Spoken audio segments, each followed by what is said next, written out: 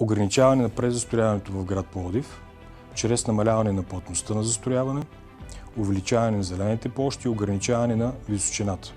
Също така увеличение на такса на разрешение на РЗП на квадратен метър към инвеститора, чрез което ще може да финансираме изграждане на нови ясли и детски градини към всеки един обект, който в момента в град Пловдив има мастодонти с по 133 000 квадратни метра РЗП.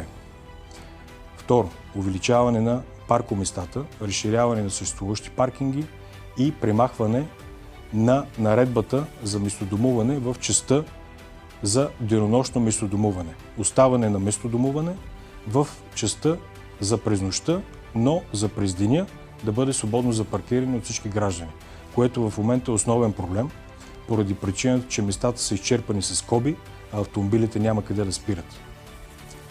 Край на безкрайните ремонти в община Пловдив, чрез налагане на санкции на строителите, които имат забавяне, и чрез вкарването им в черен списък.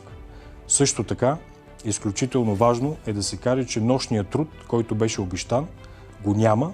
Ще наложим и такъв, за да може да се отвършват по-бързо всички ремонти.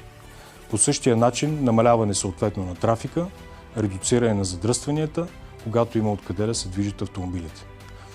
Зооката ще бъде преобразуван на терена от 655 декара, който го има, съществува, на резерват, където може да се разгърне една прекрасна зоологическа градина, която в община Пловдив липсва вече повече от 12 години.